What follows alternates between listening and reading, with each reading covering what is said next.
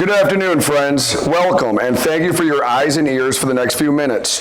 We are hoping to all learn more about North Carolina House Bill 765. We are here this morning with Mr. Mark Brody, a primary sponsor of HB 765, which focuses on zoning and constructions of homes in North Carolina.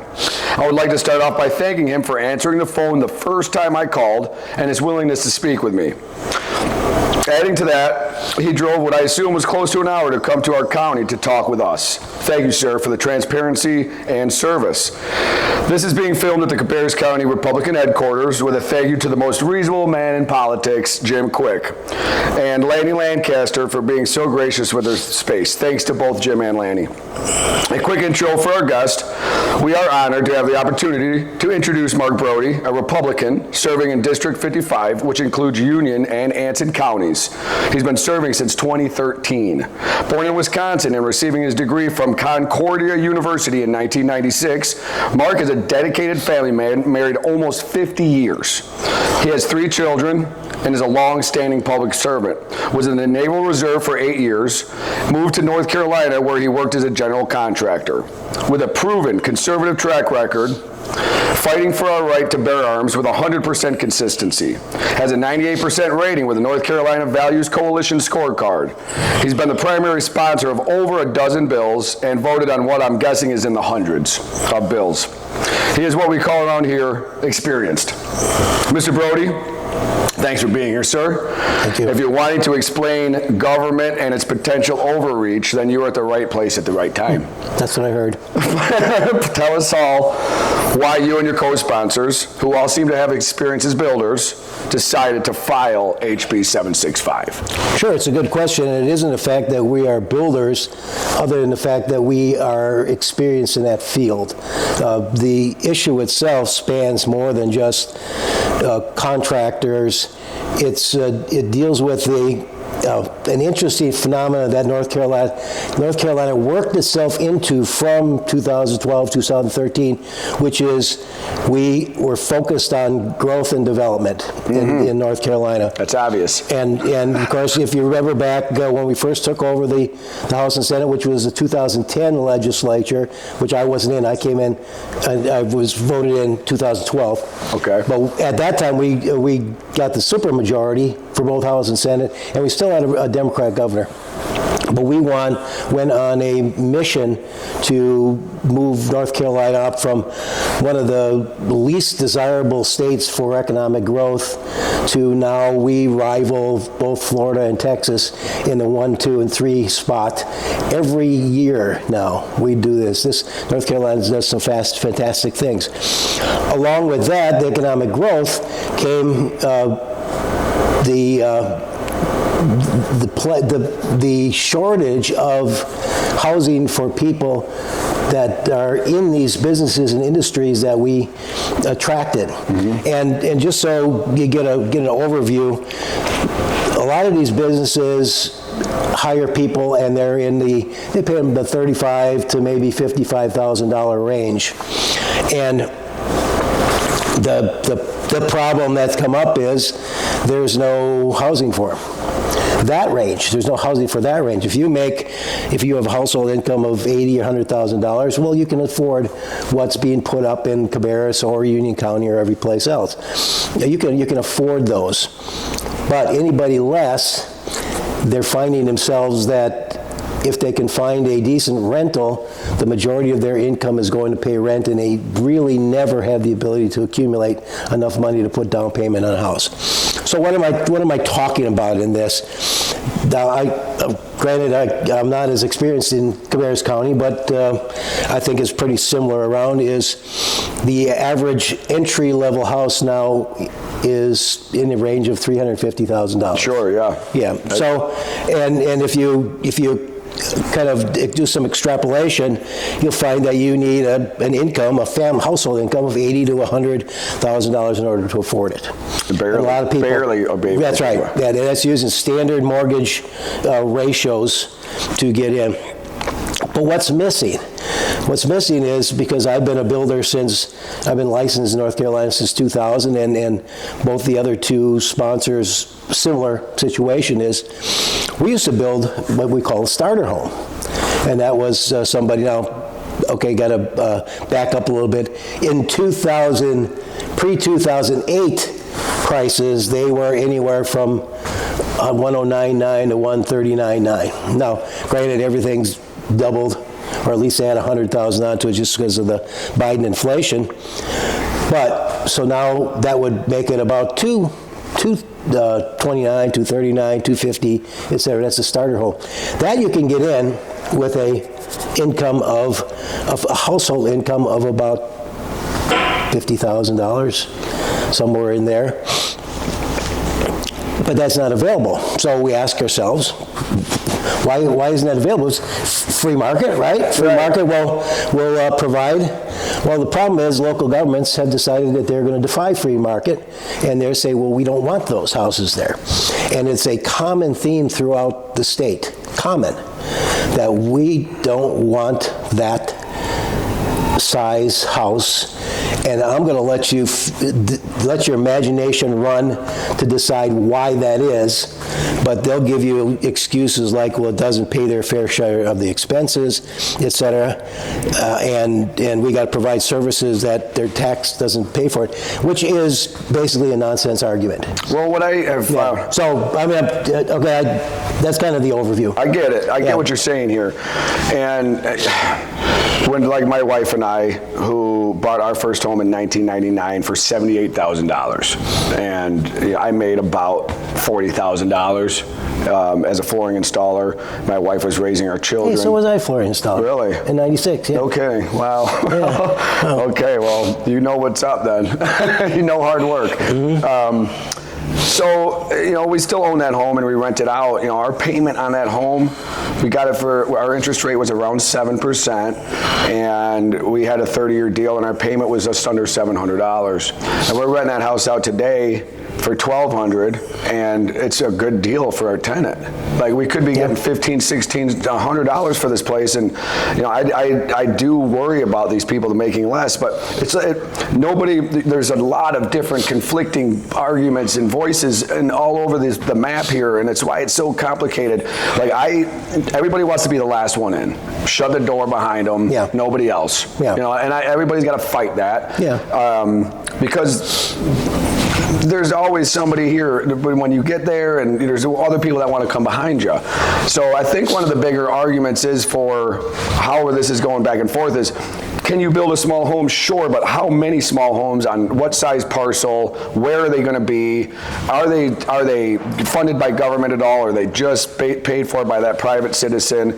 And you bring in, people are scared when they hear like, oh, lower income families are coming in. They think it's going to turn into a ghetto, or it's something negative for their neighborhood.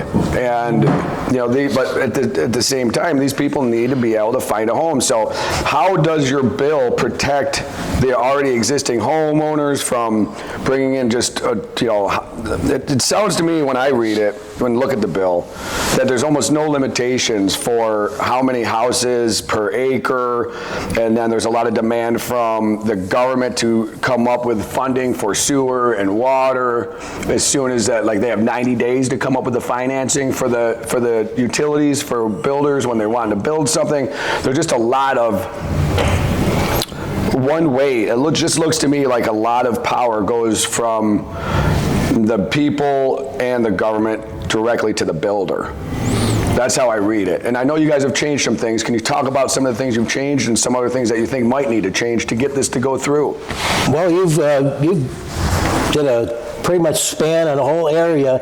I don't even know where to start. I know. It's complicated. As you interpret this here, I think those you can take a clause and you can read it, and like you said, you have to come up with 90 days to supply. Well, that's just not possible. If there is no sewer and water capacity there's no way that you can get it there in 9 days. There's no way you can get it there in 3 years. So I don't understand the connection, but let's You don't have anything in the bill about how long that you local municipalities have to come up with financing for utilities on a project? They have to make a commitment to decide to expand if you have that, but you can't add on houses onto a system that doesn't have the capacity. It just doesn't work. Understood. I'm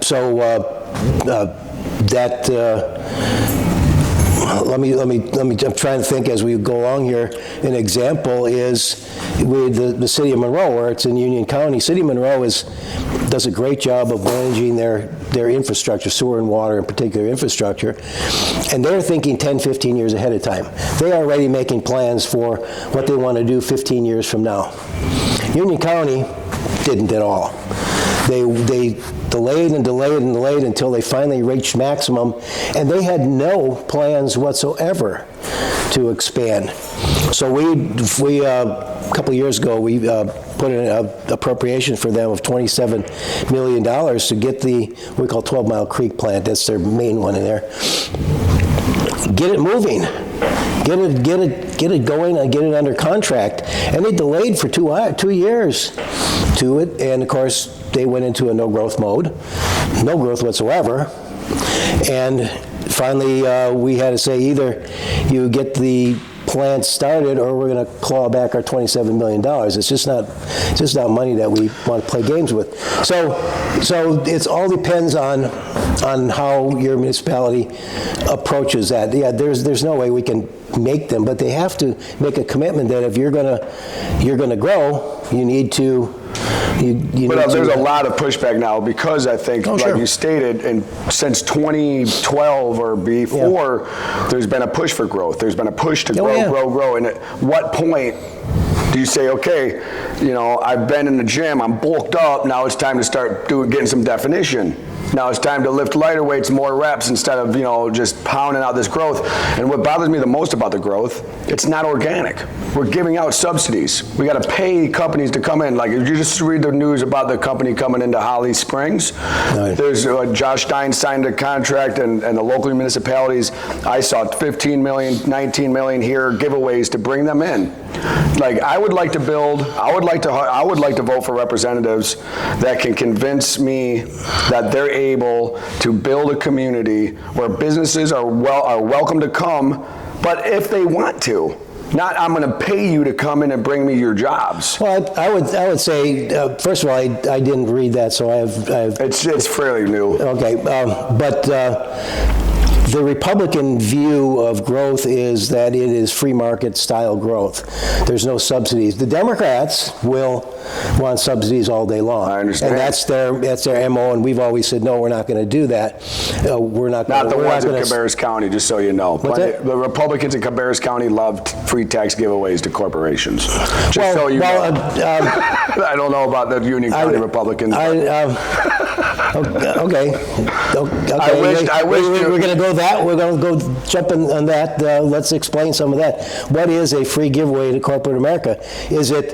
Do you want this plant here to come, or this industry to come to Cabarrus County? And what we do is, in the whole process, beginning in like 2013, 2015, we set up what we call JDIG, and it's an acronym, but it's a government incentive to put in infrastructure to allow companies to come into a certain area.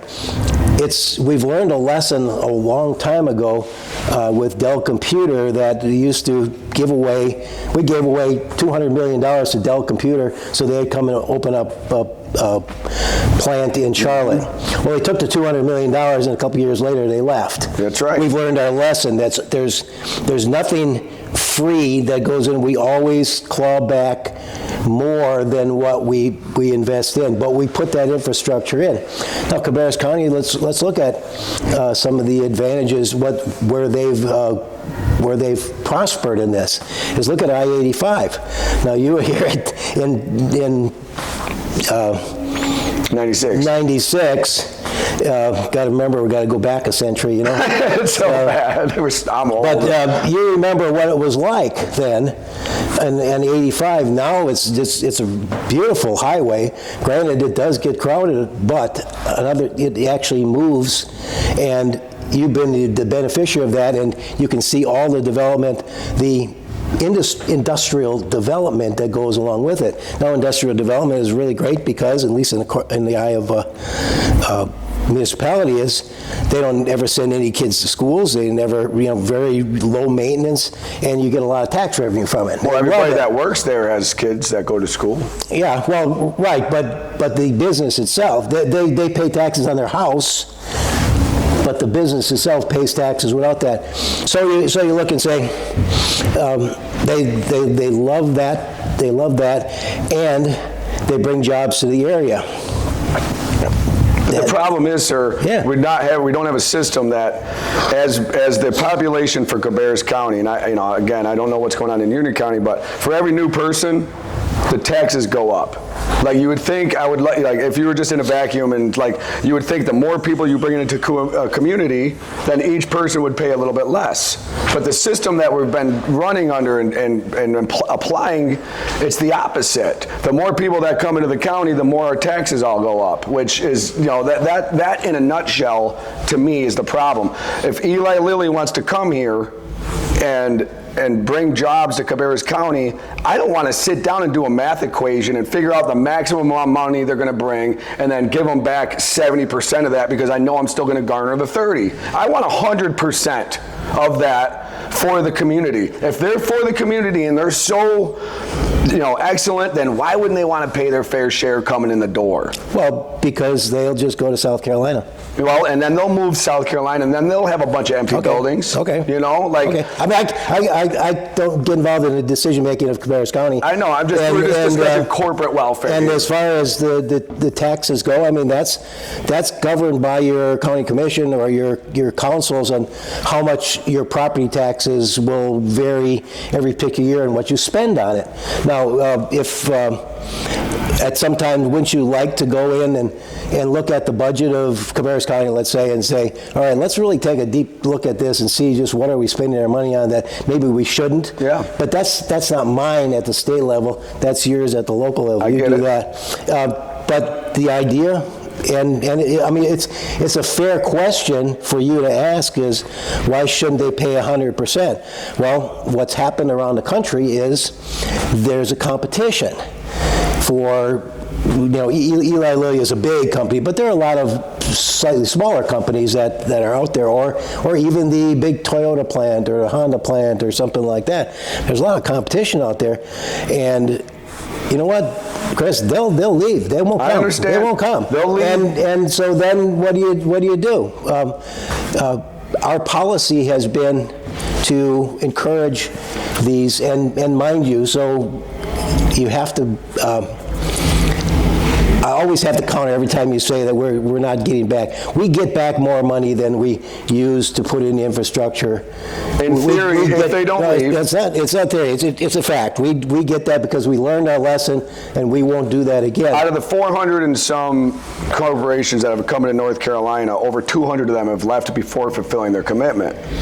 So you give away like the Eli Lilly example. Over 400 of these deals have been made, and over 200 of them have failed. So it's it's not just factual like this is going to work, because they do leave. And when Eli Lilly gets 85% of their tax revenue back, and that ends in 10 years, then what are they going to do? Then what are we going to have to keep giving up? I'd like to think that they put the investment in. And if it worked, then why are my taxes going up? Well, your taxes are going up because of the expenses of the county. I don't know what they are. I understand, but those expenses could be covered by the taxes that Eli Lilly's not paying. That's my argument. They pay their property taxes. And then it gets back a cent. They pay their property taxes. Where they're getting back is the tax on the corporate profits. That's they have 85% return is what they get back.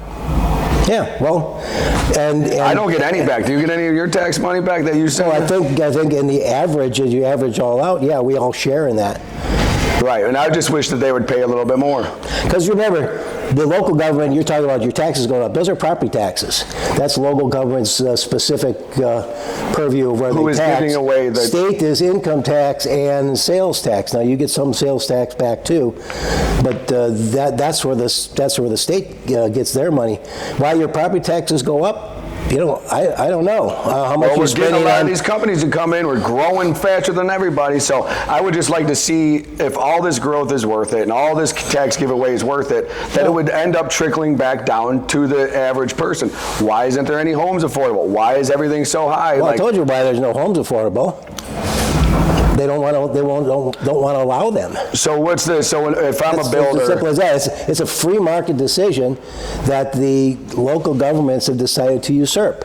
but you're not just going in and asking for a lower valued home to be built. You want to be able to, like, this bill, it even like holds commissioners personally liable?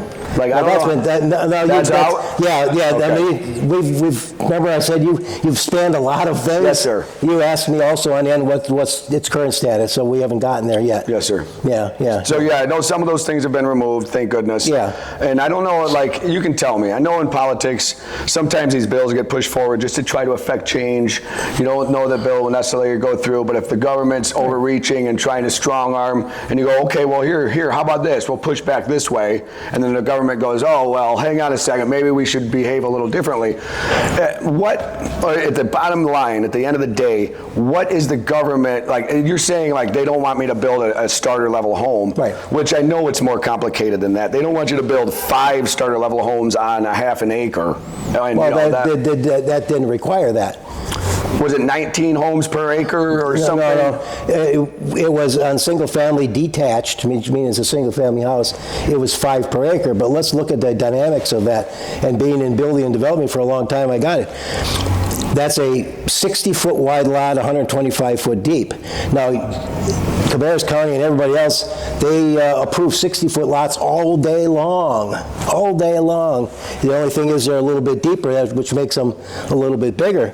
But, for example, you do a starter home, and it's a 24 foot frontage on a 60-foot lot. You got 36 feet left over. You have 18 on each side, and then the next is 18 before his house. You got 36 feet in between these houses. Tell me where in Cabarrus County you have that much space between houses. 36 feet? Yeah. I would say 90% of the homes in Cabarrus County have more than 36 feet. Well, then you're not driving down the neighborhoods because the brand new ones maybe not so much. That's what we're talking about, brand new. But that's not high density. Now, if you're talking about multifamily, that's a whole different area. I mean, obviously we're going vertical instead of horizontal. So yeah. I know in Mecklenburg County they got rid of the zoning. They can do multifamily homes, and are we still in Union County? And that was just an individual concept for Mecklenburg County, correct? Like, that's not. Well, they decided on their own. Yeah. Right. Yeah. That's not a state thing. Yeah. So right. each county, what you're trying to do then is kind of remove this ability for each county to make their own decisions and just say, we're the state. This is what you guys are all going to act under. Every county in the state. Well, what we're trying to address is how are we going to get the affordability? What is the number one, probably the most significant factor in building to get the price down is density. How much lot are you going to use? For example, if you got an acre lot and it costs $100,000, a fully improved acre lot, ready to put a house on, $100,000.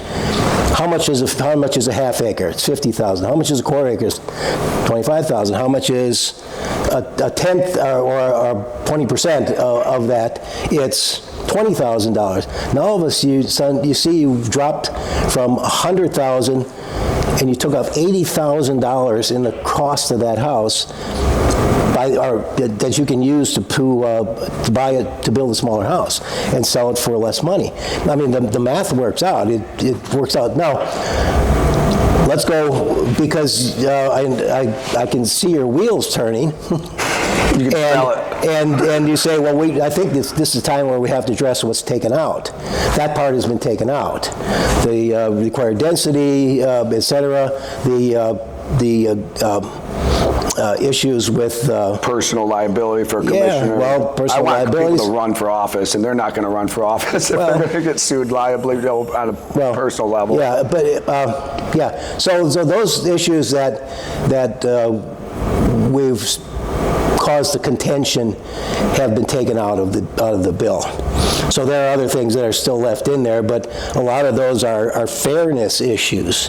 Fairness means that you as a municipality can't extort things. A lot of people are. This is what I want to talk. A lot of people are naive in this area, and they say, "Oh, my county commissioner, they wouldn't do that." Well,